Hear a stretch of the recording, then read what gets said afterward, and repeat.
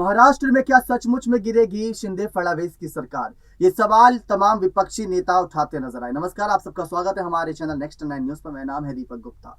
शुरुआत करिए जैसे यहाँ पर सरकार गिरने को लेकर कवायद पहले दिन से शुरू थी। जब सरकार बनी थी शिंदे फडणवीस की 30 जून वो ऐतिहासिक तारीख थी।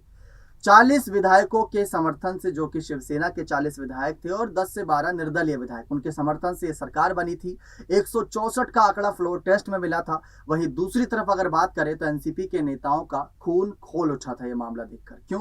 क्योंकि शिवसेना में ही बगावत हुई और एनसीपी और कांग्रेस, जिसने बड़ी मुश्किल से महाराष्ट्र जैसे बेहतरीन राज्य में अपनी सरकार बनाई थी, लेकिन किसकी वजह से गिरी शिवसेना की वजह से, उद्धव की कुछ रणनीतियों की वजह से। एकनाथ खड़से, बखूबी जानते हैं आप, इस नाम से रूबरू हैं और लगातार ये चर्चाओं में भी रहता है। एनसीपी के शानदार नेता हैं और अभी खबरें थी कि वो शिंदे गुट या बीजेपी की तरफ रुख कर सकते हैं, लेकिन अचानक से इन खबरों पर रोक लगाई गई। लेकिन दूसरी तरफ जब जानकारी एक एक करके सामने आई तो उन्हीं जानकारियों को आगे बढ़ाते चले तो खबरें ये थी, चौंका देने वाली खबरें थी कि किस तरीके से महाराष्ट्र में खड़से ने यहाँ पर खुलासा किया कि सुप्रीम कोर्ट का अभी कहीं ना कहीं फैसला आना बाकी है विधायकों की अयोग्यता पर। एक ये वजह हो गई, अगर विधायकों की अयोग्यता पर फैसला आता है तो कैबिनेट से कई सारे मंत्रियों का पत्ता साफ हो जाएगा, क्योंकि वो 16 विधायक मुख्य रूप से आगे हैं और उसमें से कई विधायकों ने शपथ भी ली है इस बार पहले कैबिनेट विस्तार में। तो वहीं दूसरी तरफ दूसरी वजह उन्होंने ये बताई कि अगर कभी भी समर्थन से सरकार बनती है और सरकार में बहुमत होता है तो जरूरी नहीं जो दिखता है वो होता नहीं,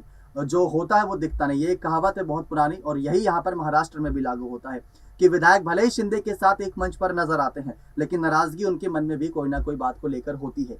और जो विपक्षी खेमा है वो उसमें आग में घी डालने का काम करता है। वो ऐसे काम करता है कि अगर किसी मंत्री को पद नहीं मिला जो लायक है, उसके ऊपर निशाना साधना शुरू करता है और ये कहता है कि आपको तो पद नहीं दिया गया, हमारी सरकार में आपको बड़े पद मिले थे।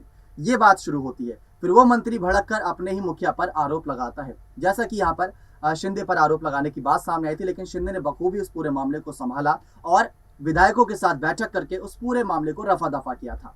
तो सरकार गिरने को लेकर समय समय पर कवायद शुरू हुई, क्योंकि विधायकों की अयोग्यता से लेकर विधायकों की नाराजगी। और तीसरी वजह की बात करें तो यहाँ पर तीसरी वजह बताई जाती है चुनाव चिन्ह को लेकर। जी हाँ, चुनाव चिन्ह यहाँ पर बहुत इंपॉर्टेंट बना था शिवसेना का, क्योंकि खून पसीना एक कर दिया था बाला साहब ठाकरे ने। उद्धव को विरासत में चुनाव चिन्ह मिला था, लेकिन ये चुनाव चिन्ह ना ही उद्धव का रहा ना ही शिंदे का, फ्रीज कर दिया गया।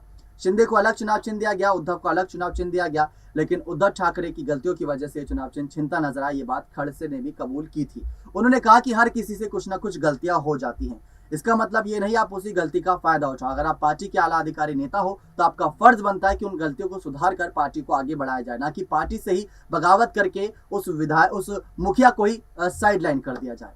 तो ये सारी कवायद शुरू करी थी एकनाथ खड़से ने, जो कि उनके तीखे बयान थे सरकार गिरने को लेकर। अब चर्चा इसी बात को लेकर है कि आने वाले वक्त में महाराष्ट्र का राजनीतिक खेल किस ओर जाकर थमता है और क्या होता है इस सब में मुख्य भूमिका फडणवीस और शिंदे की, क्योंकि सरकार गिरने पर लगातार शरद पवार का खेमा और साथ ही साथ कांग्रेस और उद्धव ठाकरे का खेमा बहुत सक्रिय है। बीती रात शरद पवार और फडणवीस और शिंदे की मुलाकात बताई गई। डिनर करने के लिए पहुंचे थे शिंदे घर पर। वहां पर कुछ ऐसी सुगबुगाहट शुरू हुई जिसकी वजह से महाराष्ट्र का सियासी सत्ता समीकरण और ज्यादा चर्चाओं में है। देखना दिलचस्प रहेगा क्या ये सरकार गिरती है या ये सरकार आने वाले वक्त में और तेजी से बढ़ती जाएगी। और इसमें जो एकनाथ शिंदे ने दावा किया था कि उनके साथ 200 विधायकों का समर्थन रहेगा, क्या वो पूरा होता है या नहीं। बने रहिए चैनल के साथ ऐसी और तमाम जानकारियों के लिए बहुत बहुत धन्यवाद।